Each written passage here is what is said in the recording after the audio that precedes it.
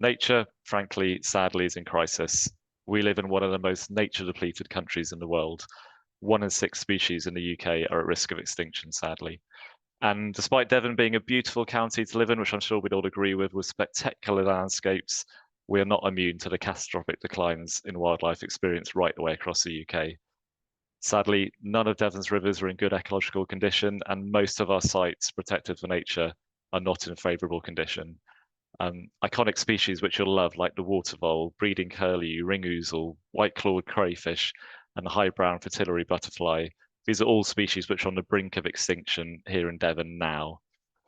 And just in the last week, we've seen reports that the world faced the hottest May on record, and that completes 12 months in a row that has set new global records for that time of year.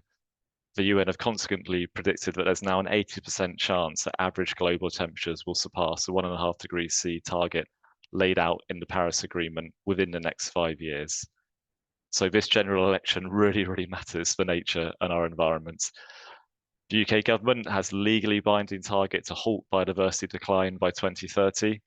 It also plans to have 30% of our land and seas well managed for nature by 2030. So whomever forms the next government will likely take us to that 2030 threshold. So the very future of our environment and the existence of many of our most precious species rests on the shoulders of those people who we vote for in 3 weeks' time. It's as simple as that. And we know that the audience is one of the issues of greatest importance to people like you, which is why you're here tonight. Polling by the Wildlife Trust only last week, revealed that we're here in the Southwest, over 80% of people think that nature is important for our well-being and our economic prosperity. The majority of people consider environmental issues to be at least as important as other issues facing the country.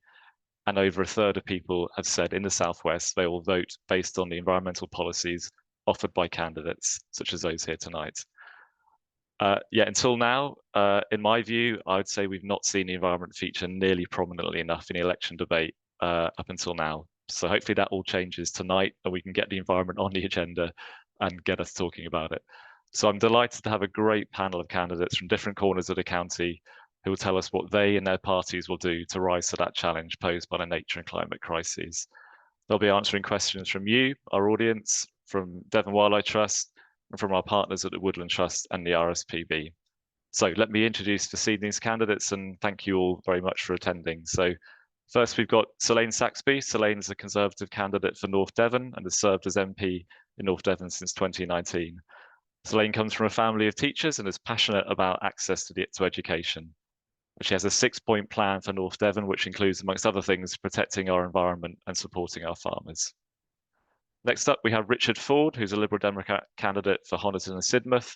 Richard lives in Uthculme with his family and has served as MP for Tiverton and Honiton since the 2022 by-election.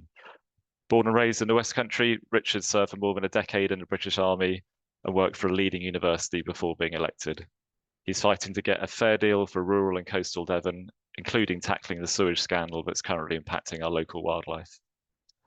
Thirdly, we have Steve Race. Steve is the Labour candidate for Exeter.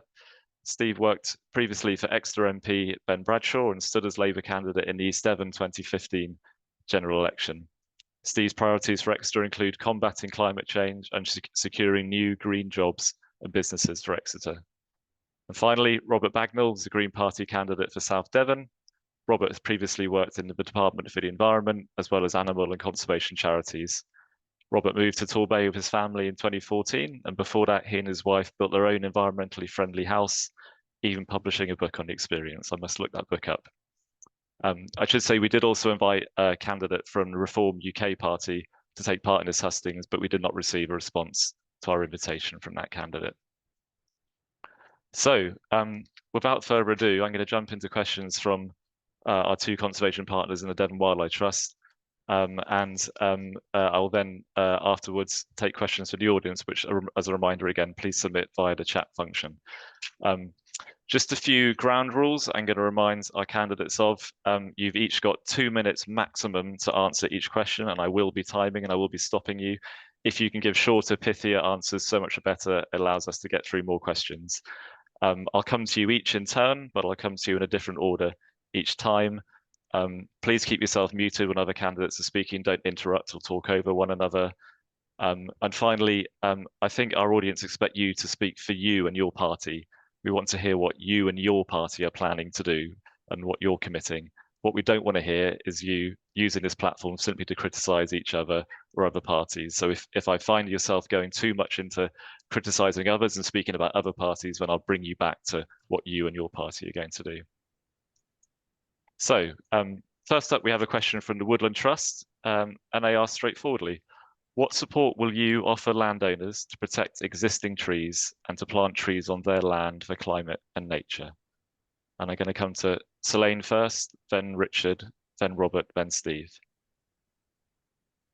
Thank you, Nick, and good evening. And this is, for me, a really great event. Thank you for inviting me. The Environment Act, obviously, I was the actual Parliament Private Secretary at DEFRA when that bill went through. And as you've already mentioned, we obviously have the targets for biodiversity now actually enshrined in law. It's a leading act anywhere in the world, and we are the greenest government that this country has ever seen. So what we've actually been able to do with that is link that also into our agricultural strategy and the environmental land management schemes, which have seen schemes like the Sustainable Farming Incentive, Local Nature Recovery and Landscape Recovery initiatives actually ensure that landscapes are redeveloped and woodland planted. We've seen £640 million in the Nature for Climate Fund, which is there for tree planting and peatland restoration. And we've seen some of that come up to North Devon in the Landscape Recovery funding at both the Arlington Estate and also on Exmoor. So we're actually seeing that already live in action. But that's what we've done. What we're doing moving forward is we have a target. We're planting more trees now than we ever have done. 15 million trees have been planted since 2020, is to really continue to build on that with targets to increase the forestry cover. I myself am a board member of the Conservative Environment Network, which was the largest caucus at Westminster. And within that, they launched just before the election our branching out strategy, which is there to actually ensure that we do more to manage things like grey squirrel populations and reintroduce pine martens so that we actually have healthy forests. But also the other thing I champion and spend a lot of time on is to push to get a land use strategy in place. It was due before recess, which is what we need to actually ensure we've got dedicated areas for forestry. I'm a bit of a one-woman beating up of Drax. I spend a lot of time championing the need to stop burning wood and that we must really be careful with woody biomass, because we actually need to be planting more trees so that we can build houses and store the carbon within those trees rather than actually burn it. So I'm very passionate on this, but I do also believe we have a strong track record. Yet please do consider that people like me would love to go back and carry on the work that we've already started. Thank you, Selene. Very good answer. Thank you. Richard, I'm going to come to you next. Thank you, Nick. And thanks very much for suggesting that this is going to be about Devon this evening. But I do think it's going to be difficult to talk about nature and climate without talking about the UK more broadly, and indeed about our global climate and some of the global targets, and therefore some of the international cooperation that we need to see nature restoration. I think first up on woodlands, this is partly about planting more trees, but it's also partly about protecting the trees that we've got at the moment. You might be aware that the Liberal Democrats have published our manifesto today, and we've talked about a need to plant an additional 60 million trees per year, which is, of course, way above the sorts of numbers that are being planted at the moment. And in terms of the type of tree, not all trees are of similar worth. If we are wanting to think about trees that are of good ecological value, then we will be wanting to use hardwood trees. We'll be wanting to grow oak and beech and birch and some of the trees that are good both for nature but also for carbon sequestration. And we want to be able to do that rather than just have a numbers game where we are growing trees that are of very little ecological value, but help greenwashing with carbon offsetting companies spinning the numbers. So we need to see the protection of existing trees in addition, and we've got to make sure that some of the unscrupulous developers are unable to take down trees, and we need penalties in instances where that happens. Thank you. Thank you very much, Richard. Thank you. Robert. Thank you, Nick. I mean, this is a question of two halves. It deals with protection of trees and incentivisation of planting more trees. On the former, I mean, the Green Party is looking really to embed nature within and nature regeneration within the planning system, and also provide legal protections that just haven't been there before. The Green Party wants to see much greater protection of all of nature in law. We would set up an independent commission for nature that would set targets for natural protection and restoration enforced through the courts. This would be absolutely groundbreaking, allowing for the first time the possibility of not just landowners, which is what the question asks about, but individuals, communities and conservation groups to take legal action on behalf of nature. That would be, absolutely groundbreaking, and no other party is talking about anything as close to that. On the incentivization of planting new trees, I mean, unfortunately, the timing of this Hustings is a couple of days before we publish our manifesto. And I'm just an ordinary Green Party member. I don't have an insight into what the manifesto is going to say. But the 2019 manifesto talked about planting 700 million trees then by 2030. So, what's that, 11 years in the future, investing £0.7 billion into tree planting, and also another £1 billion into farming and forestry research and development, so that we can, all the issues that Richard was talking about, trees are not of equal value or equal impact in terms of environmental protection. What can we be doing in terms of forestry to have maximum impact, and then subsidizing the good things, including hedge planting, not just tree planting as well. Great. Thank you, Robert. Thank you very much. Thanks everyone for keeping to your time. Finally, Steve. Thanks very much, and good evening, everyone. I think it's fair to say that it is time to change course on these issues in the UK, and you will have seen Steve Reed, our Shadow Environment Secretary, set out our plans earlier on this week. So the next Labour government will fully commit to restoring and protecting nature, clean up our rivers, we'll put the water companies under special measures. And where the government has failed over the last few years, we will deliver on the Environment Act targets and halt the decline of British species by 2030, for example. Now, specifically on trees and tree protection, tree planting, we absolutely recognise the importance and the benefits of strategic tree planting. And in many cases, actually, it's been Labour local authorities that have been doing quite a lot of tree planting in partnership with civic society over the last few years. And this includes both forestry and native woodland species, obviously, too. And we'll also ensure that there are sufficient responsibilities and protections to manage and conserve the natural environment for everybody and for everybody's use. We've already set out that we will deliver a land use framework in England that's been called for a long time, that does support sustainable farming, enables the country to reach our climate goals, and improves our national biodiversity too. We are committed to planting millions of trees, including 3 new national forests. We're also talking about new parks and green spaces in local areas with a new community right to buy as well. And we also want to look at the wider sort of ecosystem, so around sort of wilder national parks, and then growing sort of nature-rich habitats like wetlands and peat bogs as well, which are really important. I think the offer is there for all of civic society and others, including landowners, to work with the Labour Party if we form the government, to make sure we develop these plans in partnership with communities who have a real stake in this. And I think that also includes in Exeter, the University of Exeter, where there is an enormous amount of expertise, and we won't be afraid to talk to experts, to work with them to make sure what we plan works. Thank you, Steve. Thanks very much. Great. Well, that's our first question from the Woodland Trust, and I'm going to ask the next question now from our partners at the RSPB. So the UK played a key role in securing 30 by 30, which I mentioned earlier, as a global biodiversity framework target at COP15. To continue its leadership role, the UK must set the standard for others to follow. Strengthening our designated sites network will provide protection for species and habitats at risk, and provide protected landscapes and seascapes with the levers they need to recover. So on seascapes, the England Seabird Conservation and Recovery Pathway was published earlier this year, and it recommended a review of a marine protected area network for seabirds.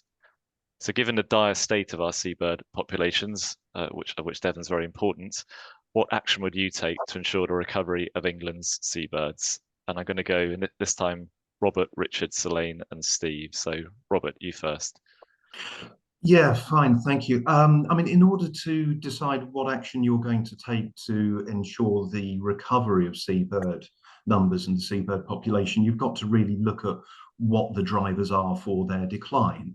I mean, one of the drivers is overfishing, but I'm going to park that for the moment because I think with the next question, we're going to be talking about moving from intensive farming methods to sustainable farming, and what I say about farming applies just as much as to fishing. So we're really looking at things like warming seas, warming air, changing weather patterns, and the pace of change as well, that, you know, damages habitats, damages food supply. And whichever trail of breadcrumbs you choose to follow back, you know, it comes back to the answer of global climate change, the climate emergency. So in a way, declining seabird numbers are just one of 1,001 indicators of the climate emergency. Therefore, if you want to tackle this problem amongst all the other ones, you really need to be voting for the party that will be a global leader on climate change. And rather than take my opinion, I'm going to lean on the Friends of the Earth report that came out a week or so ago, looking at the parties, what the party's offering and marking them out of 10. And in terms of global climate leadership, they mark the Conservatives and Labour Party at 3 out of 10 each, Liberal Democrats at 5 out of 10, and the Green Party 10 out of 10, for the simple reason that we are putting climate and nature and biodiversity absolutely at the centre of what we are doing. So, you know, I could talk for far more than the time I've got here about an economic system that puts people and the planet first, not profit, not GDP growth, because we're the only party that recognises you can't have sustained GDP growth with finite resources. Thank you, and I suspect that's my 2 minutes, Nick. That is. Thank you very much. Thank you. Richard, over to you. Well, I think first up, this is a very serious problem. I think since 1986, the 13 species of seabird have seen, on average, a 24% decline in their numbers. So it's a really good question for the RSPB to pose. I think aside from some of those international factors around climate, what can we do locally? Well, first up, we can think about a sea use framework. It's something that we have piloted or experimented with on the land in Devon. We've had the Devon Land Use Framework, and the Liberal Democrats are proposing something similar for the sea. We want to increase the marine protected areas that we have in the UK. At the moment, marine protected areas or marine conservation zones cover 38% of British territorial waters, and we want to extend that so that there is 50% of UK territorial waters that are covered by marine protected areas. And the question also asked about action, i.e. what action would you take? And I think this is the sort of thing where we also have an individual responsibility to do things differently. And marine plastics is a massive problem for our marine wildlife. And personally, I've been involved in Sidmouth Plastic Warriors to try to help clear up our beaches, clear up the coastline, so that we're putting less rubbish into the sea in the first place, which can in itself help to protect the bird population of our coast. Thank you very much, Richard. Selene. Thank you. I'm very proud to actually be an RSPB species champion for storm petrels, who are an amber listed seabird. I'm also very proud and very grateful to the RSPB for taking me over to Lundy to actually see the work that's gone on over there, the huge increase in the puffin population, where we have actually taken steps as part of the £156,000 programme to protect invasive predators on our seabird islands. And so it's incredible to see that come to life and we went with the MP, then MP for the Isle of Scilly, to come along and see as well, actually, the work that had gone on Lundy. So we're already seeing these things in action, where the marine protected area around Lundy has also had a positive impact, but recognising that vermin is often a huge part of the problems. There is obviously the issue around fishing, and as a government, again, we have taken huge steps to increase the number of marine protected areas and to take steps banning bottom trawling in areas where the seabed is protected as part of that marine protected area, and to ensure that we have a sustainable fishery industry moving into the future so that we can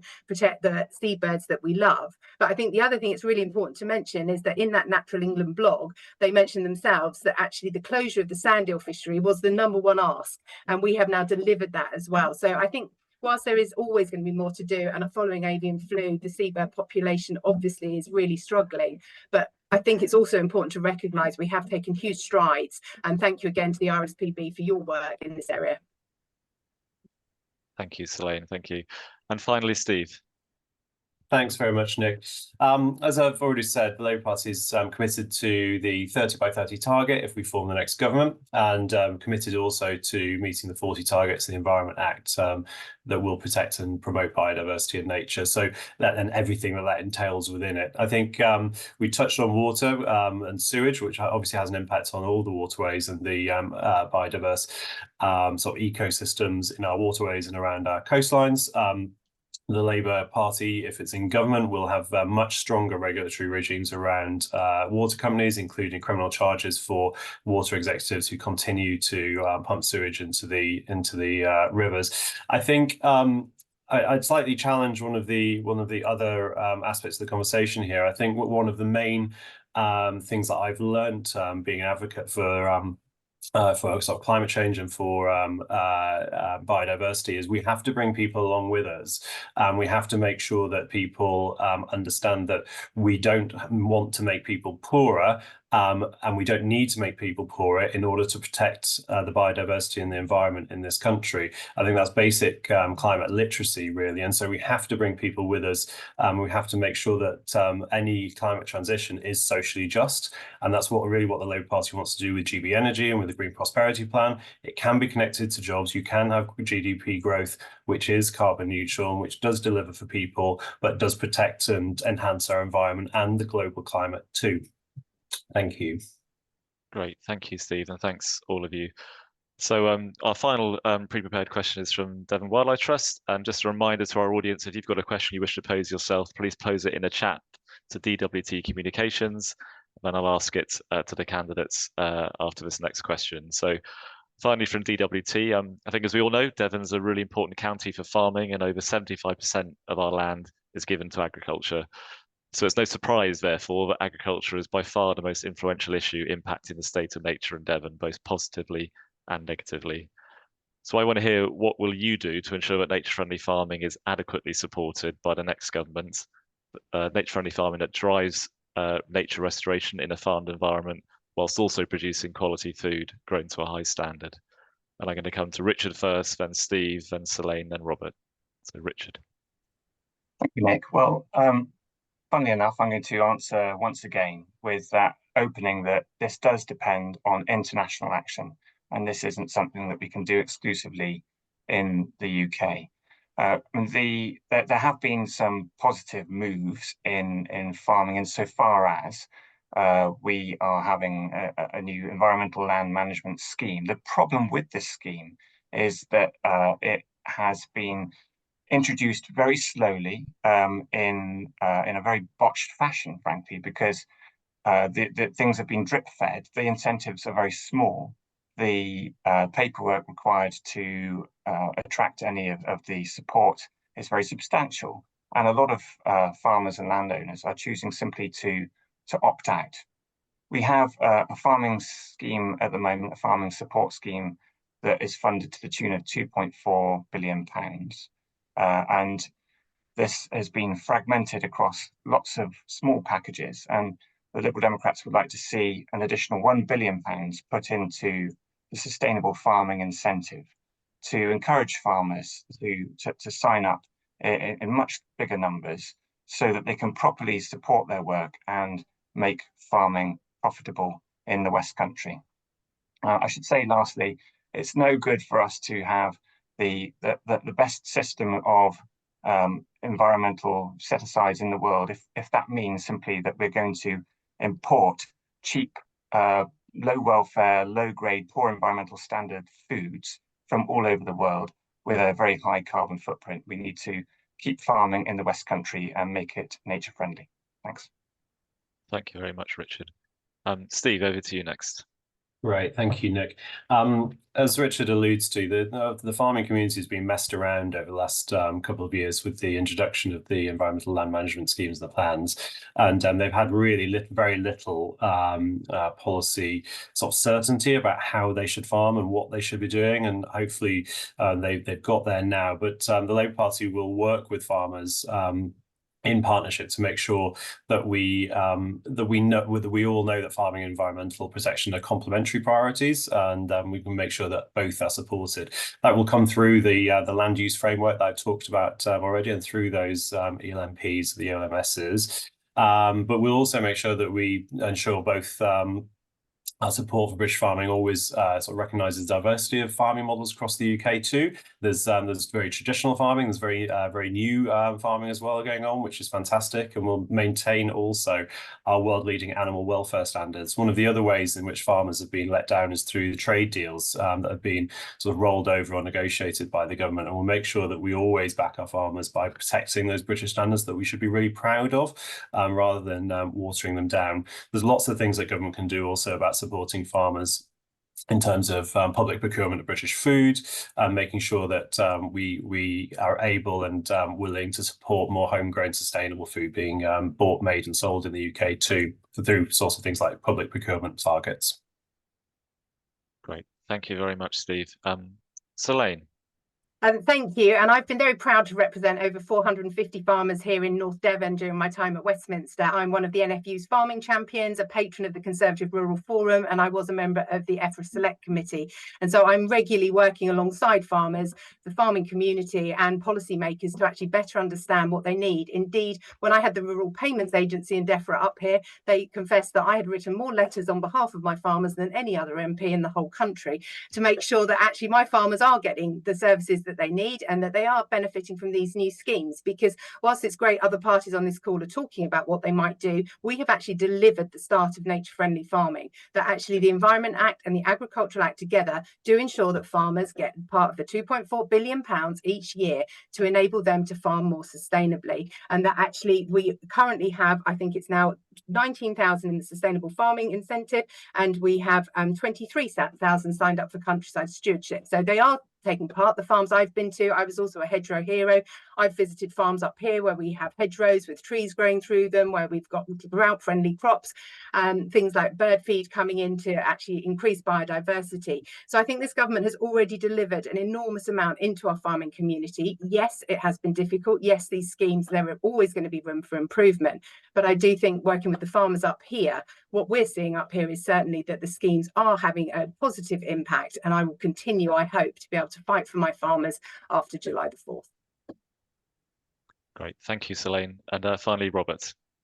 Yeah, I've already mentioned that the Green Party don't see GDP growth as being, the one sole key performance indicator for the economy. If you look at everything you do through the lens of making profit, then it incentivizes the kind of things we're trying to move away from here, in intensive farming that produces cheap food that frankly makes people ill.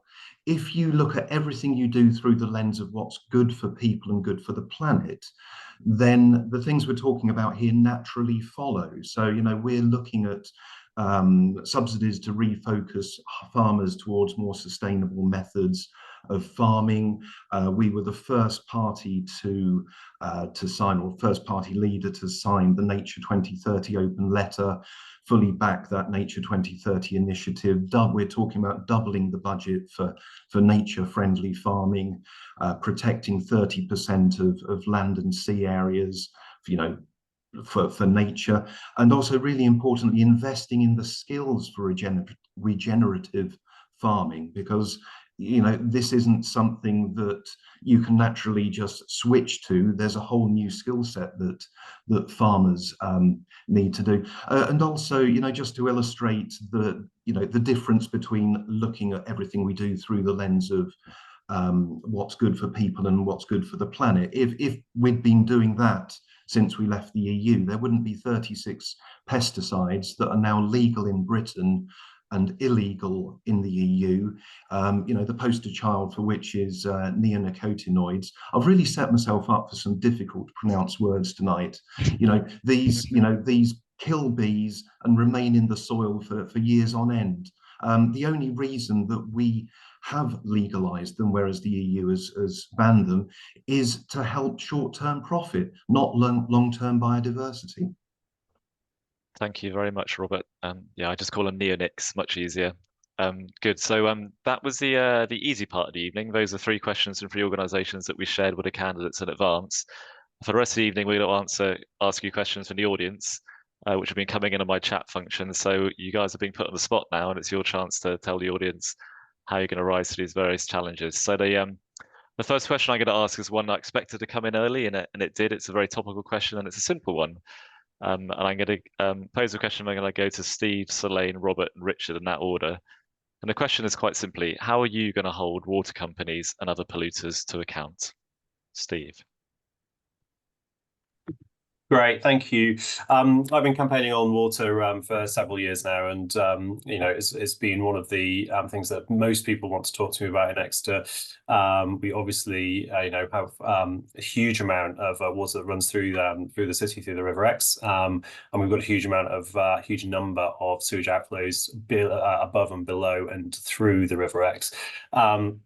The Labour Party's put out a very, very strong series of policies that we're going to introduce should we form the government. So this includes mandatory monitoring of all sewage outlets. It includes an introduction of a new system of automatic fines for sewage dumping, so not waiting for several years and investigating. This will be sort of automatic fines that come in. Legally binding targets to reduce sewage dumping. We also want to enforce a statutory sewage reduction strategy, with regular economic impact assessments. And for those who routinely and then systematically break the rules, we'll strike off company directors who continually breach and ignore the responsibilities that they have, and will ensure that illegal activity is punished, and will ensure payments of dividends are linked to key performance metrics. And I've also previously referenced the criminal charges for water execs as well. Thank you, Steve. Selene, water companies and polluters, what are we going to do? There's obviously more to do with the situation with sewage being discharged into our waterways, and the government, we have undertaken enormous steps to actually begin to understand the issue, because it is this government that has introduced monitoring, so that now all of the overflows are monitored, which means we actually have the data, so we know what's going on. And without data, we're just literally guessing at what the problem is. And we have also introduced fines, unlimited fines, and we're consulting at the moment on banning bosses for water companies. So, but I think for me, one of the real concerns is that, yes, the sewage issue needs sorting out, but if we're really interested in water quality, which actually is my understanding of what people's concerns is, that we need to understand what is the pollutant. So up in North Devon, less than 1% of the water pollution we are dealing with is human sewage. That leaves 99% of water pollution isn't. And we need to be taking a far more catchment-based approach. So somewhere like Combe Martin has done the most incredible work. If anyone wants an example of a community doing a fantastic project, over the last decade, they've worked with the water company, they've worked with their local farmers, and they've actually pushed their bathing water status, which was poor, and they were going to lose their bathing water status on that beach. And it's now good. And to have achieved that in the time frame they had is a real testimony to what can be done. There they've got smart water meters have gone in, and they've got thousands of trees have gone in further up the catchment. But I think there's a real risk. What we're seeing in some of the beaches up here, where work has already gone on to improve the water quality of what comes out the overflows, is that actually what runs on the rivers onto our beaches is dirtier than what comes out of storm overflow. Now, I know that doesn't make me popular for saying that, but that is the reality of what we're seeing. And that unfortunately, unless we're going to stop it raining, there is only a certain amount more that can be done on some of our beaches. I recognise that's different for the rivers. Certainly on some of the beaches where improvements have already been made, I think it's important to recognise we have excellent bathing water status in many, many beaches, and they are some of the cleanest in the world. And we shouldn't talk down our impressive beaches where there have been improvements already made. Thank you, Selene. Robert, and then finally Richard. Yeah, about 70% of Conservative voters want water publicly owned. About 80% of Labour voters want water publicly owned. But those voters will only get that if they vote Green. We're the only party looking to bring public utilities like water back into public ownership. Because, I mean, that won't alone solve the problem. We need investment into the area. But as long as public utilities are provided by private companies where their primary imperative is making a profit, they will always look for making a profit first and foremost. And you know, the regulation we have, whether it's Ofwat in the water industry or Ofgem or all the other offs, what they're all trying to do in effect is make a dog meow or make a cat bark. They're trying to get a private company to act like a public company. The easiest way is just make them public companies, so the incentive to make a profit disappears. And that, to me, is an absolutely necessary first step to getting the organisations that provide public services to provide to the public first and foremost. Thank you, Robert. And Richard, finally. Well, it seems to me that this government has been very complacent on this particular issue. I mean, just to start off with on the monitoring of sewage spills, this government has left it to the water companies themselves to monitor their own data. Operator self-monitoring means they are marking their own homework. So I feel that we don't even know the scale of the sewage problem because it's not in the interests of water companies to properly reveal it. I think what we've seen in the years since 2016 is the Environment Agency being absolutely decimated in terms not only of its duties and powers, but also of its ability to investigate, because it's lost £235 million from the Environment Agency budget, almost all of that when Liz Truss was the Secretary of State. So it was very ideological running down of the environmental regulator that went on there. We need to transform water companies like South West Water into public benefit companies. Liberal Democrats would put an environmental activist or environmental expert on every single water company board. And we would absolutely ban bonuses for these failing executives while they are conducting illegal sewage spills with their companies. I think it's absolutely outrageous that the chief exec of South West Water has today, we hear, earned another £300,000 for appalling behaviour from a shocking company. On the plus side, there's some great work going on locally, but this is a national scandal. Thank you, Richard. Thank you, everyone. So on to our next question from the audience. So this is a question with a real Devon flavour, and particularly close to the work of Devon Wildlife Trust the last few years on beavers. So what we, as a member of the audience, wants to hear what your approach will be to further beaver releases in our river catchments. Your approach to further beaver releases in our river catchments. And I'm going to go to Robert first, then Richard, then Steve, then Selene. Robert. Oh, I must confess I'm a bit unsighted on beavers. I'm probably going to provide a very wishy-washy response on this, other than to say, you know, to go back to putting biodiversity at the centre of the planning system, the economic system, incentivising biodiversity. I mean, I appreciate that when you introduce a new species or reintroduce a species that has long been absent, that there are ripple effects throughout the environment.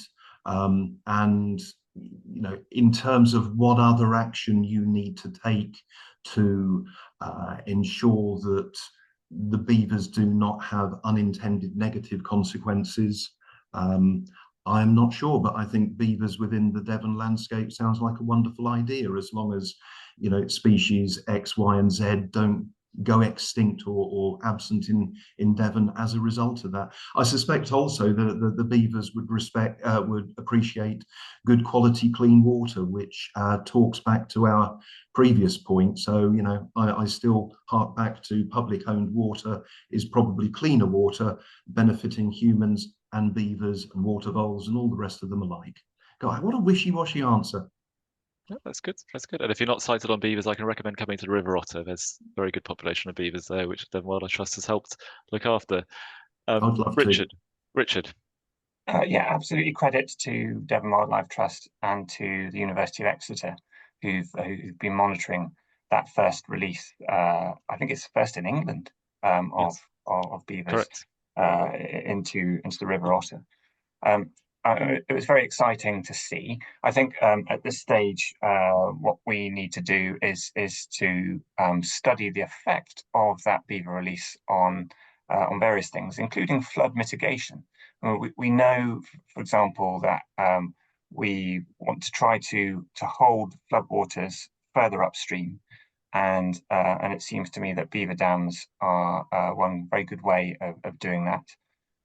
And we also need, I think, to consider the impact of the beaver releases and the expansion of beavers across the county on farms. And I'll be frank with you, I've heard some quite negative feedback from some of the farmers I've spoken with, and so this says to me that what we need is to rather than have some sort of adversarial bipolarity that this sometimes goes into, where, you know, sometimes nature is pitted against intensive farming. I think we really need to try to break down those barriers, try to overcome some of the preconceptions that might exist about what this can do to a landowner's land and how it can be good, particularly in terms of capturing water and preventing flooding of fields downstream. Great, thank you, Richard. Steve. Right, thank you.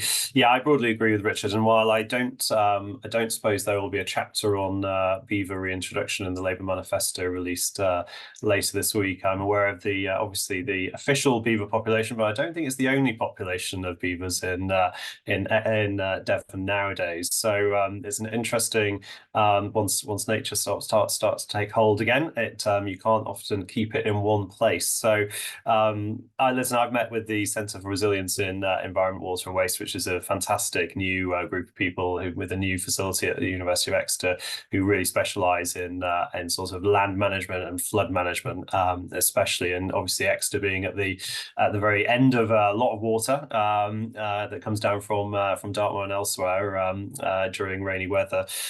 We're really interested in sort of ways in which we can better utilise land to stop the water flowing straight down into our waterways in a very fast fashion. And I know that beavers do work in some ways to mitigate flood risks, and we are going to have ever increasing flood risks over the coming years. We saw what's happened in Austria just in the past week. It's happening around the world more often. We're going to get more severe weather, more severe flooding every year. So we need to look at different ways of mitigating flooding, and I'll be interested to catch up with them if I'm elected, to see the work of the beavers and see whether that might be something that government should look at.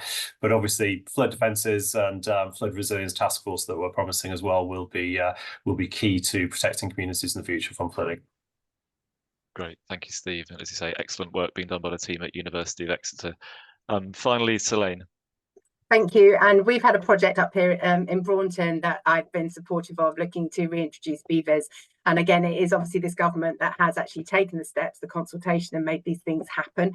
And biodiversity, I think, is inherently complex, and the issues we have around the integration between our farmers we've already spoken about and our beavers and every other piece of wildlife. It's like, how do we get that balance right? And I think there was an interesting report from Conservative Environment Network of a study over in Cornwall, which does show, again, that there were real positives in biodiversity from the reintroduction of beavers and good positives with flood risk management. But there is a risk of a lot of beavers. if they reproduce it in a healthy manner, too many beavers might be too many dams. And actually, if we've got too much water in the wrong place, and that also, given that unfortunately the other side of the flooding is we do also occasionally have very severe droughts now with the increase in climate change. And so we do need to monitor it. And so I very much am backing a science-based approach to a beaver reintroduction to make sure that actually it's wonderful to be able to reintroduce them back into our countryside, but we do need to make sure it is in a managed environment. I've heard some fairly interesting tales of some reintroductions of new species in Somerset.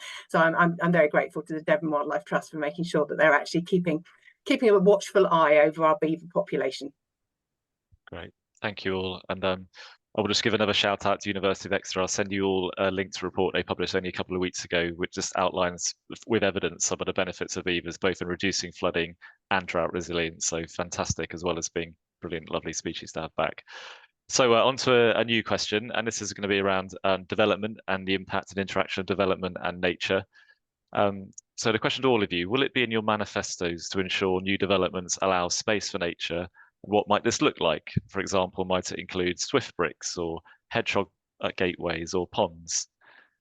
So I'm going to change the order again and go to Selene first this time, then Richard, Robert and Steve.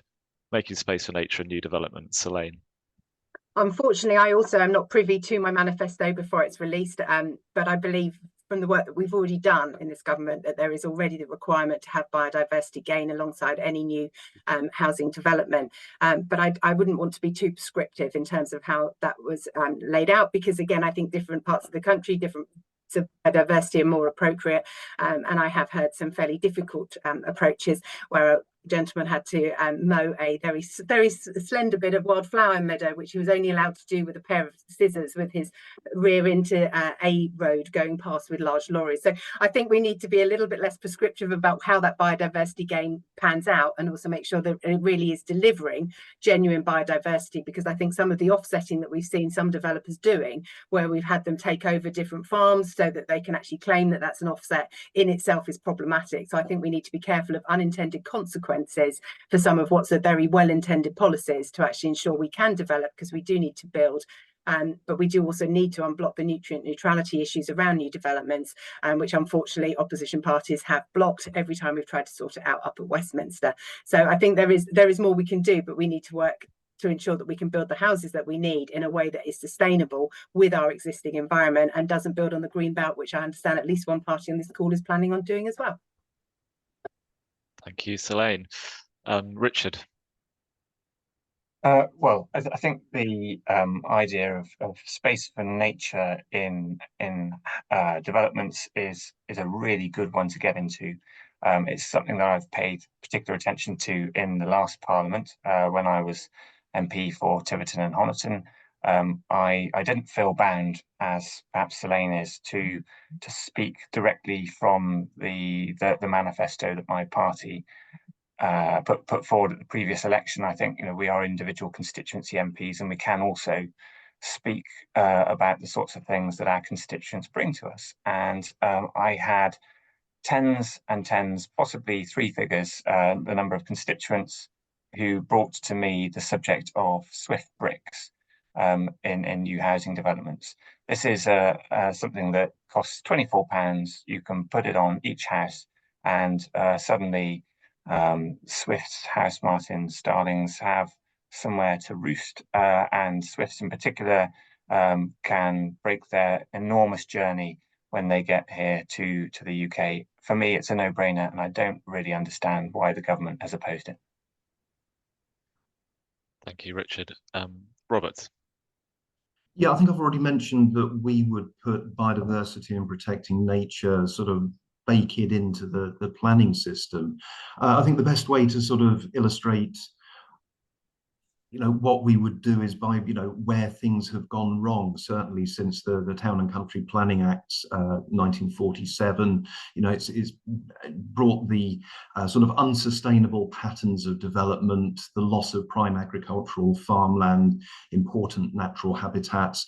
It's given us a low density suburban sprawl that makes sustainable biodiversity difficult, and throw in energy efficient buildings as well, and it's given us the landscape that we have. So I mean, in terms of sort of individual initiatives, Richard Swift bricks sound absolutely brilliant. I'm not really cited on individual initiatives, but certainly a green government would encourage and require councils to look at planning applications through the lens of what protects the environment, what protects nature. And I think had we had green government since 1947, the landscape would look very, very different. We wouldn't have little brick boxes scattered across what was prime farmland that would have helped give us food security. Thanks, Robert. And finally, Steve. Thanks very much, Nick. I think it's true to say that the UK has a housing crisis at the moment. We don't have enough houses for people. There are many people, including children, growing up in temporary accommodation, which has a huge impact on their life chances. There are many people living in private sector accommodation, rental accommodation that they can't afford, and the country pays about £25 billion in housing benefit to support those people every year. So clearly our housing system is not working. We need these new houses that the Labour Party is planning to build, but they absolutely need to be in the right place, the right tenure, including social housing, and with the right infrastructure, including the right green infrastructure, to make sure they are good places to live. If you look at some of the places that have been built on the outskirts of Exeter over the last few years, Cranbrook being one of those examples, those people were promised a town centre and parks and things like that, and they started moving in 2012 onwards. That town centre still doesn't exist. So what we want to do is look at the planning system, go through the planning system, reform that system, and make sure that the future home standards are included in that, to make sure that homes that are built now are fit for the future and fit for the climate crisis too. We want to really have a sort of nature positive house building approach, but also make sure that new parks and green spaces in local areas are included within that. And also with that new community right to buy, to make sure that green spaces that the community really appreciate, that they get first dibs on those, to make sure that they can be protected for the future. So the Labour government really wants to, if we're elected, wants to work with local people to make sure that housing is right, but also it's really good quality, future-proofed housing that people want to live in, and that absolutely always includes green space and natural space as well. And just on Swift bricks, in a previous life I was the chair of planning, and built into the local plan that we had there was the mandatory Swift bricks in all new housing. So it can be done at a local level already if people want to do it. But Swift bricks are a big fan of them. I'm a big fan of Swift bricks, so they should be mandatory everywhere as far as I'm concerned. Great, thank you, Steve. Thank you, everyone. Right, on to a new question now from the audience. This is a question now on net zero and carbon emissions reductions. So put simply, if your party's plans are enacted in full, how close will that take us to net zero after 5 years, over the term of the next government, and then up to 2050? So if your party's plans are enacted in full, how close will that take us to net zero in 5 years, and then by 2050? So I'm going to go to Robert first, then Steve, then Selene, then Richard. Robert. Well, I think, it's probably no secret to the people watching this hustings that the Green Party is committed to, no new licenses on oil and gas, moving to a decarbonised energy system, indeed a decarbonised and green economic system. So things like the de facto ban on wind farms on land rather than at sea, that has to go. We just talked about housing. All houses, I think we'd require them to have solar panels on their roof, unless it was obviously inappropriate or silly. So yes, I mean, we're we're far more in favour of incentivising and subsidising public transport, you know, over and above, say, electric cars. You know, in a rural environment like Devon, obviously that is impractical unless we're talking about Exeter or Plymouth. In terms of how close we will get, I think when we see again, it's another waiting for the policy to come. In terms of climate change emissions, we're looking at, we've made a commitment to eliminate all emissions within 10 years. So, you know, that is a 2025, 2035, 2034 commitment rather than the 4 or 5 years or 2050. So we're looking at moving as ambitiously, if not more ambitiously, than any other parties that people can vote for. Thank you, Robert. Thank you very much. Steve, net zero. Thanks very much. Listen, I'm not going to be the expert on the carbon reduction of the policies. I think that's one for people who, the scientists who are able to sort of advise the Labour Party. But I know that our plan is to decarbonise the energy system, which is one of the biggest contributors to carbon gases in the UK by 2030, and that involves us quadrupling offshore wind, trebling solar capacity onshore, and doubling onshore wind capacity as well, as Robert has already said. GB Energy lies at the centre of our sort of green prosperity plan, and that will be huge investment into the UK economy, jobs, training for jobs of the future, to make sure that we can reach our net zero in the decarbonised energy system by 2030. Obviously, the Labour Party brought in the initial net zero sort of act in the last Labour government by reaching net zero by 2050 at the time, and so you know this is at the core of what the Labour Party is offering. It's both an industrial strategy to get the economy back on track and to give businesses certainty, which is what they haven't had over the last few years with policy sort of chopping and changing. So it's very, very difficult for businesses to know what they're meant to be achieving, be that in the building sector, in the construction sector, or be that in the electric car sector, for example. And everything that falls out of that, including those trained sort of young people and retrained people in those sectors, they just don't know what they're going to be doing and what they're meant to be doing over the last few years. So giving that policy certainty is really important, and also how we get to net zero is really important. So we cannot pump out as much as we possibly can and then get to net zero the next year. We have to work as hard as we can each year to reduce our carbon footprint in the UK, and we are having some success over the last 25 years on that. Again, the Labour Party has committed to no new oil and gas licences from the moment if we were to win the general election from that moment too. Thank you. Thank you, Steve. Thank you, Selene.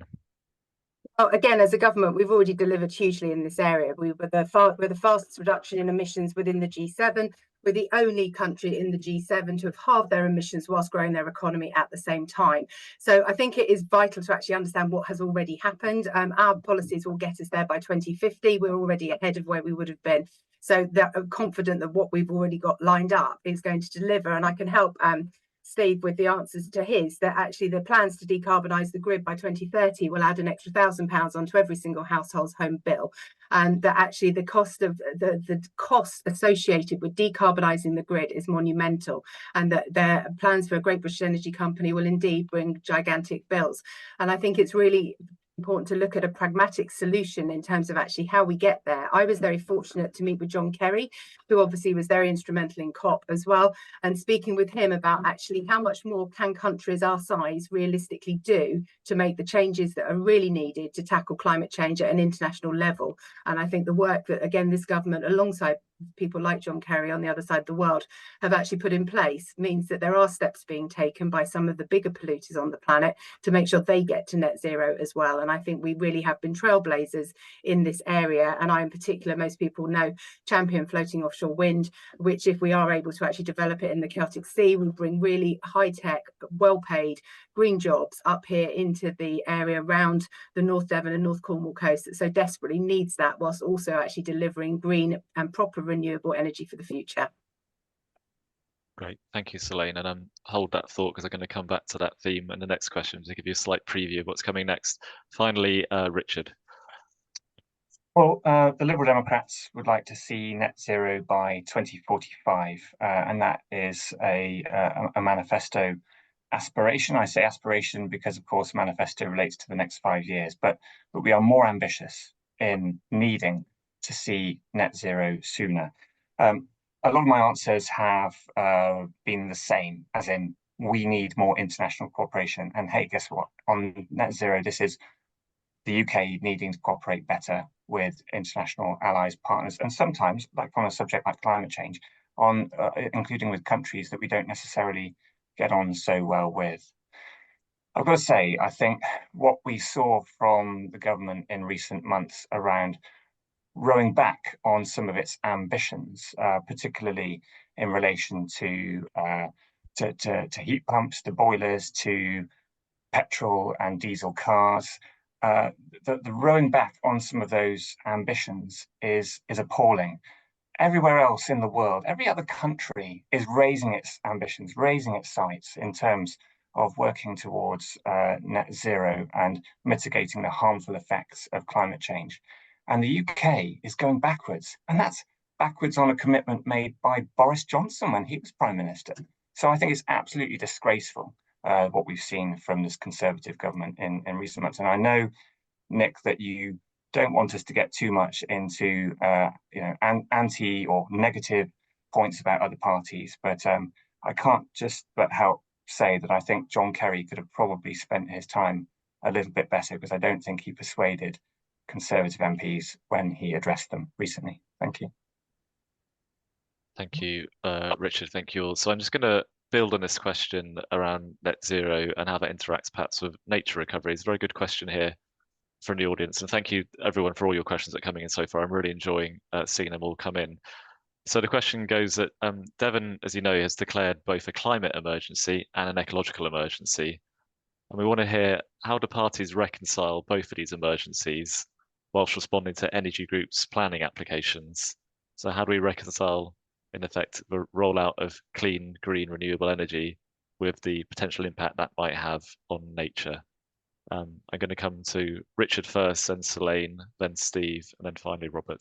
Richard.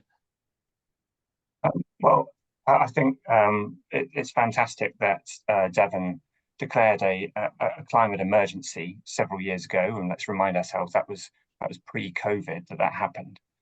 But actually, in terms of what has gone on since, is not matching up to the scale of the aspiration. So it's very well for bodies like Parliament or for county councils to declare a climate emergency, but you've then got to take it to the next stage and decide, what does this mean? If it's an emergency, if it's a crisis, what does it mean? What action must we take as a result?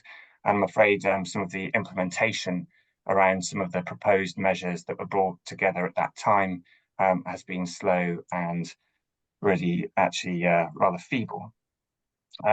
We talked in the last question a little bit about energy production, and we do need to find more ways in which to generate more renewable electricity, and it's encouraging that there are some good ideas out there. So, for example, floating offshore wind is a great initiative and could bring some really quite well-paid, highly skilled jobs to the Celtic Sea area. But my concern is that there isn't the same incentive on government to actually get motoring with these things, if you'll forgive the analogy, if at the same time it's going to be investing in new oil and gas licenses in the North Sea. In Parliament in recent years, I have had the privilege to vote against the government's offshore petroleum licensing bill. I think Rosebank was a complete mistake. It flies in completely the wrong direction when you consider the damage that climate change is going to bring about, not just to this country, not just indeed to Devon, but to the world. Thanks, Richard. Selene, on to you next. Reconciling the climate and ecological emergencies. I think it's a really difficult balancing act, and I think the councils declaring climate emergencies, whilst it looks great on paper, delivered really very little whatsoever. I actually put in an FOI request across councils to find that the Lib Dem run one in North Devon had done nothing 18 months after declaring it. So I think what's important is action, and I'd like to reassure Richard that when I spoke with John Kerry, it was cross-party, and that a lot of the work that I do with regards to floating offshore wind is cross-party, because the only way we can deliver projects of this magnitude is to actually bring everybody with us, be that communities, that investment, and be that government as well. And I think therefore the ability to work cross-party on some of these initiatives is vital. We have a floating offshore wind farm which is due to make landfall up here on Saunton Sands Beach, and it would be fair to say it's not the most popular project that I've ever had the pleasure of being involved in. The wind turbines nobody has an issue with. The cabling coming ashore is hugely complex, and I think I led the final Westminster Hall debate of the last Parliament on floating offshore wind, and we discussed at length again. Actually, for most people who would agree that the Contract for Difference scheme has delivered huge benefits in terms of driving forward international investment. It's also about making sure it is international investment, that it's not government subsidies that are propping up these businesses, and therefore you need to create the right environment for these big companies to want to actually invest in the region. But similarly, I have fought and will continue, if re-elected, to fight for a national strategy for the Celtic Sea, because the piecemeal approach we have to planning, which means that my dinky district council up here is having to decide whether or not it's okay to put a cable the whole way through Saunton Sands Beach, through some of the world's most highly designated sand dunes, and disrupt several tourist destinations, is a good idea or not. Whereas if you look at the bigger region, we desperately need these projects to go ahead, but we need somebody to better coordinate the grid. And I think the issues around the grid are monumental. And it shouldn't be a political football. We actually need to find a way to ensure that the grid capacity works and that we can plug these huge projects in without disrupting our precious environment. Thank you, Selene. Steve.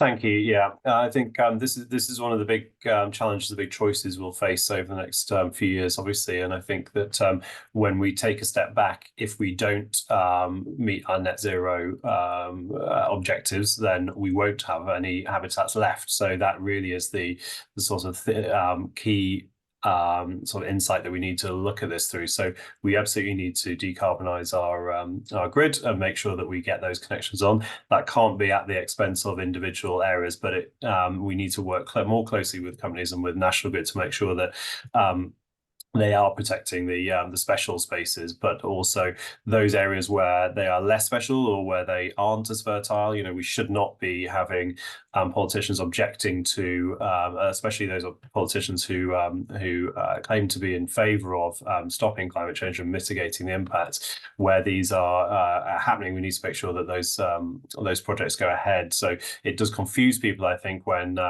these individual projects are so highly contested. I think it would be great for all political parties to agree on those strategic aims of decarbonisation and how we go about that, rather than fighting at a local level over planning applications in particular. There are many ways in which farmers and other areas can, solar farms can be exceptionally wild areas around them, and can actually sort of rewild some of those areas, and they're a really good sort of standard steady income for farmers in particular on areas which might not be that fertile. And so there are solutions, individual solutions that we can look at very locally, but I just go back to that strategic point, which is we absolutely need to meet our net zero objectives to save any sort of habitats for the future and for future generations. Great, thank you, Steve. And finally, Robert. Thank you. I mean, to me, the drivers of the climate and nature emergencies are very similar, so the solutions are going to overlap. So I don't think it's beyond the wit of man to manage the two together. To me, the art of politics is making changes that bring a net benefit to society, but at the same time recognizing that when you make a change, there's inevitably some losers. So working out how to compensate or mitigate those losses, and that to me is the sort of lens I would come to with any sort of local impacts and local issues. I do want to just use my remaining sort of 50 seconds or however long I've got just to sort of question one or two things that Selene, you said, talking about essentially implying that other companies or other countries need to catch up with our progress. The progress we've made is essentially because we started at such a low base and we've picked those low-hanging fruit. It's going to be quite difficult to make that other 50%. And the other countries that are bigger polluters, frankly, they're polluting, making stuff for us. I know a lot has been made of, the UK's pollution or carbon footprint is 1% of the global carbon footprint, only if you exclude all the stuff that's made for us abroad and shipped to us. I'm talking to you with a Chinese-made laptop, a Chinese-made phone, a Chinese-made iPad. That is all excluded from the figures the government has stated, trying to make it look like we are not responsible for global warming and the climate emergency. We do have a disproportionate responsibility. Great. Thank you, Robert. And thanks everyone for your clear answers so far and for keeping time. We've got lots of questions to get through and we're getting through them quickly. So a very short one here, but potentially a very short answer, perhaps. If you were in government, would you allow the use of neonicotinoid pesticides under any circumstances? There's that difficult word again. Would you allow the use of neonics under any circumstances? Selene? I'd prefer not to, but if I was a sugar farmer, I think I might have something else to say about it. And I think it's one of those very, very difficult areas whereby there is an interaction between what we want to happen and what we actually need to happen to actually ensure security of food alongside the environment. But in an ideal world, yes, I would dearly love them to not used anymore. I recognise it's a huge, huge concern to people. Thank you. Steve, would you allow their use at all? Thanks a lot. No, we're going to remove the loopholes. They're not necessary. We can find other ways to ensure food security without decimating our insect life, which is so important for the rest of the ecosystems. Thank you. Great. That's very clear.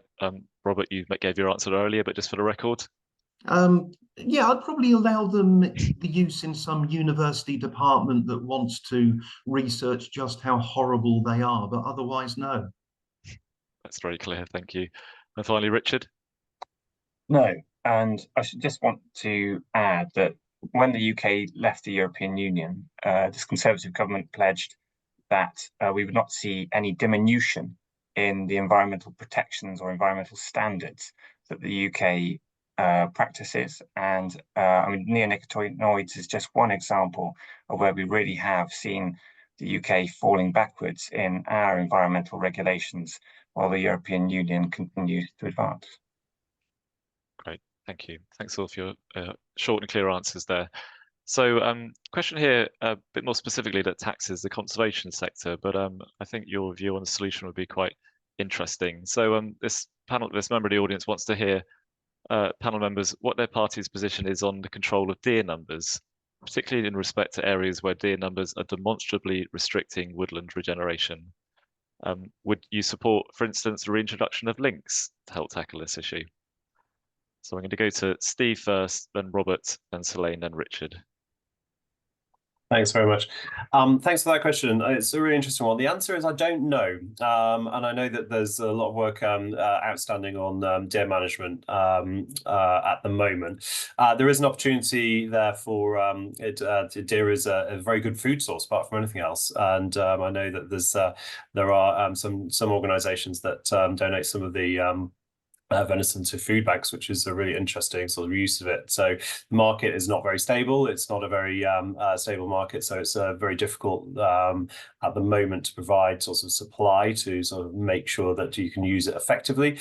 But I don't know the answer to that, but I'm happy to get back to whoever the questioner is if they want to email me separately, and I can pop it into the Shadow DEFRA team and get you an answer back. Great, thank you, Steve. Robert. Yeah, likewise, I'm I really don't know the specific answer to this. I took the opportunity during Steve's answer to Google it, and I came up with Green Party leader proposes wild deer cull, which, one, I've got no idea of the veracity of that, and two, I think it's a reference to the Irish Green Party. So I don't think that is the policy of the Green Party of England and Wales.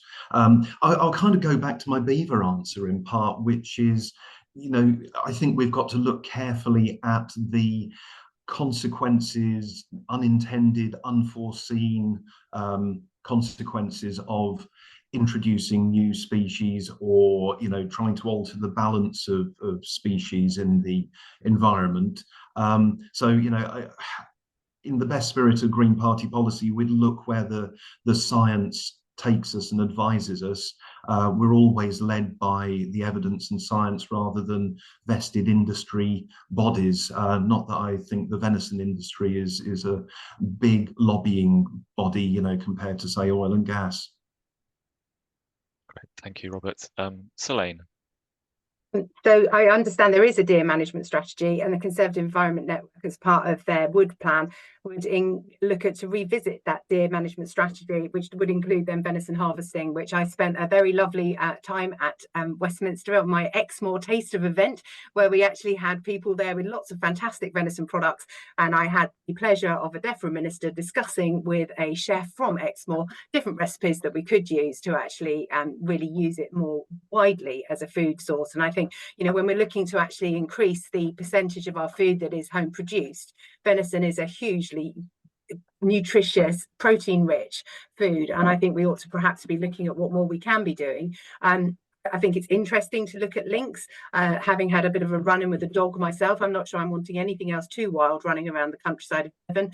I think we do need to look at some of these species. Whilst it sounds really exciting, there are often unintended consequences within the rest of the environment from doing that. But again, I think it should be science-led, but I do think that we certainly already have a plan, and I think there's more we could do to actually make sure if we need to manage a species like this, we're able to actually use it as a food supply. Great, thank you, Selene. And finally, Richard.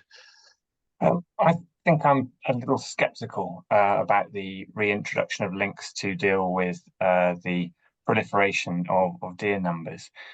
I'm always hesitant around partial rewilding. The idea that you might be able to just introduce 2 or 3 species and suppose that somehow you're going to create whole ecosystems as they used to be. I don't think that's feasible.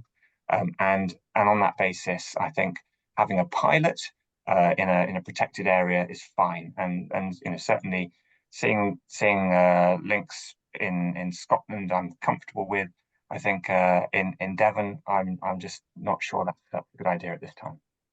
Certainly, it requires more research, that's for sure. Great, thank you very much.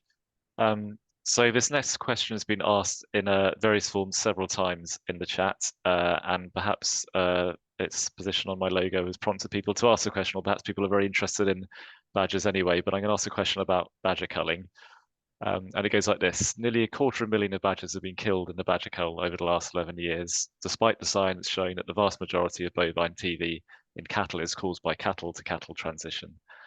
So this question, I want to hear what the party's plans are to move away from culling to address the root causes of the issue, such as cattle transport, improved biosecurity measures, and a successful cattle vaccine.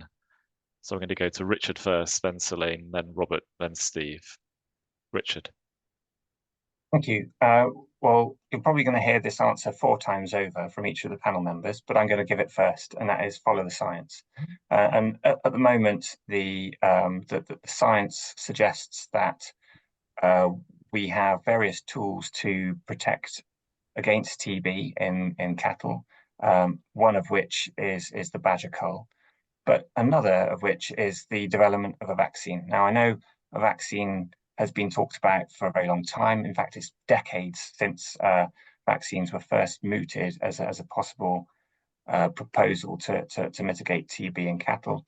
I haven't given up hope, and I have heard the Chief Veterinary Officer talking about this subject. I think in the meantime, we are going to have to continue to cull while the science suggests that that is what is required to prevent the spread of TB, given the devastation that it can cause to livelihoods, and given the damage that further spread can result in.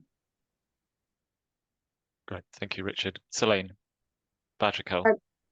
Yeah, again, I've spent a lot of time working on this up at Westminster with so many farmers up here, and obviously we have so many cows in North Devon. And I think the data that very clearly shows that actually where we have continued with the cull in across England compared to Wales, we're seeing very different data, and there's some very, very clear data saying showing a reduction in TB. And I agree, we need to get to the vaccine, but again, within the vaccine, there are issues around the actual ability to export that meat that hasn't been cleared yet. So that whilst the vaccine is underway, we need to get to a point that the vaccine is able to take over from the cull. And I believe our position has been, and certainly would be one I was supportive of, was a very selective cull, where we were in a position where we did have very clear evidence, because it is possible to trace that through. I've had a farmer up here just lost their herd again, and I don't want to stand by any more farmers going through that. What we need to get to is a healthy badger population, so that we have a healthy cattle population. So I feel very strongly we need to actually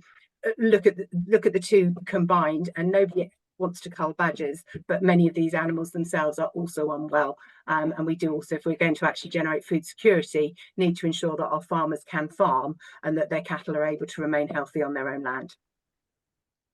Thank you, Selene. Robert.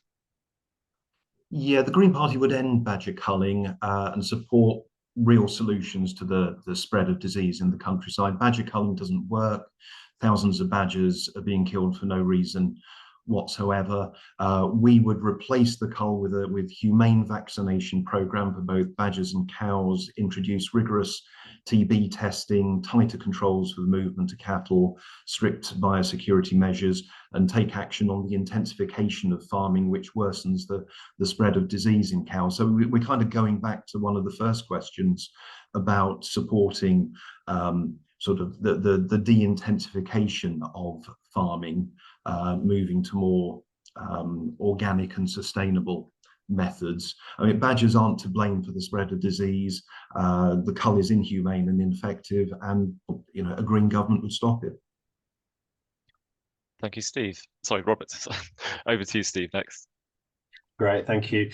I believe that the experience and science from Wales, since the Labour government in Wales ended the badger cull in about 2012, and then followed up with increased biosecurity for sort of cattle, and then vaccination of badgers, showed that you can achieve a reduction in TB in cattle through those measures without a badger cull. And so I think on that basis, that scientific basis, the Labour Party has committed to ending the badger cull in England as well. Now, I know this has been a knotty back and forth for a couple of decades now, at least. So it will take some getting used to. But I think yeah, the Labour Party is committed to ending the badger cull on the basis of that science. But I think working together with the NFU, with farmers, we want to make sure that that's definitely right for farmers to do. Great, thank you very much, Steve. I'm going to take us to the final question now, and I'm going to ask you to be as brief as you can in this, but it's a big and very important question. Climate change and environmental damage poses an existential threat to our society, as I said at the beginning, and to humans as a whole. But many people don't value wildlife or environmental concerns as being of any great importance. So how will candidates in your parties persuade people, both politicians and the electorate, that this really is a crucial topic that must be addressed with the utmost urgency? So I'm going to come to Robert first, then Steve, then Richard, then Selene. Thank you. It's a tricky one, because we're in a kind of boiling frog situation, where it does seem, when you talk to voters on the doorstep, that vast numbers of them don't appreciate the, as you say, existential nature of the crisis that we're facing. So, I mean, Richard's pleaded guilty to giving the same answer to several questions, and I'm going to plead guilty as well. What we want to do is reset the sort of economic background of the country, so that the green things which are good for people and good for the planet are incentivized. So we're not looking at bringing people kicking and screaming to, you know, take environmental action and lead greener lives. We want to incentivize them by, you know, incentivizing the good things, and quite frankly, making the environmentally damaging things more expensive. And you know, the Green Party is quite open to say taxes need to rise. It's just who pays the taxes and on what. So, you know, we almost don't need people to, you know, to give us their hearts and minds to start with. You know, we would do things like remove the subsidies from air travel and put them onto train travel. And people will naturally find, by making train travel more affordable and convenient, that people move off planes and onto trains for journeys from Devon to Scotland or the north of England and what have you. So by dint of doing that, you know, people respond to cost and convenience, and that is how we will move people to leading slightly greener lives and, you know, mitigating this climate emergency. Great, thank you very much, Robert. Steve. Thank you. Yeah, I think it's entirely reasonable that when we as I do, knock on lots of doors in Exeter, if you are living in overcrowded accommodation, or you are struggling to put food on the table for your kids, or you're struggling to get them to school, struggling with the sort of SEND crisis across that we have across Devon or otherwise, and you're working, you know, several jobs to keep your family going, then the climate crisis feels very, very big and not particularly relevant to your day-to-day life. And so I think that what we need is a socially conscious government that wants to improve the lives and help people to improve their own lives of everyone in the country, whilst also making sure that we tackle the big things that we know are going to be very, very important both now and in the future. And that's why the Labour Party is talking about, you know, the climate crisis, but also within the context of what is in it for people as well. These are going to be jobs for the future. These are going to be houses that we'll be building for people to live in. This is about food security, but all within the wrapper of this will all go towards meeting our climate sort of objectives and requirements as well. So we do have to bring people with us. I mentioned climate literacy at the beginning. I think when we talk about this, the climate crisis, we absolutely need to keep at the centre of our thinking, how do we bring people with us, and how do we make sure that if you are going to be green, it's just the rich people are able to be green. If you're able to afford an air source heat pump or an electric car, then you're the green ones, and everyone else who's poor has to keep you know, burning gas, for example. You know, so that's why we want to look at warmer homes and insulation, for example. So making sure that all of our homes, which are the draftiest and coldest in Europe, can have subsidy to make sure that they're insulated. So it cuts down your own energy bills, but also cuts down the need to generate that energy that's leaking in the first place. So we can do it. I'm absolutely an optimist here. We've also got the expertise next to for the businesses to do it too. Thank you, Steve. Richard. What I found so utterly disappointing and frankly heartbreaking about the last year of this Conservative government is the fear-mongering that's been going on around this topic, and the fear around what this is going to cost you, and therefore those commitments that we need to row back from. The way to sell climate action to the public is to point out that the future economy is going to be absolutely interdependent with action on climate change mitigation and adaptation. We absolutely need to mitigate climate change and adapt to the effects of it. The economy is going to be fundamentally affected by it. And if we don't have new jobs that move with these changes, we are going to get left behind as a little island floating off the outskirts of a large continent in the North Atlantic. Thank you, Richard. And finally, Selene. I very much hope we can carry on the path that we started to actually make these changes. And I, in particular, plan to champion the challenges that are faced by rural communities, because what we have done is some of the plans that were coming forward around rural oil boilers, coming off grid first, off rural heat pumps, the cost that this places on a rural community is disproportionate to our urban counterparts, even in the south of our own county.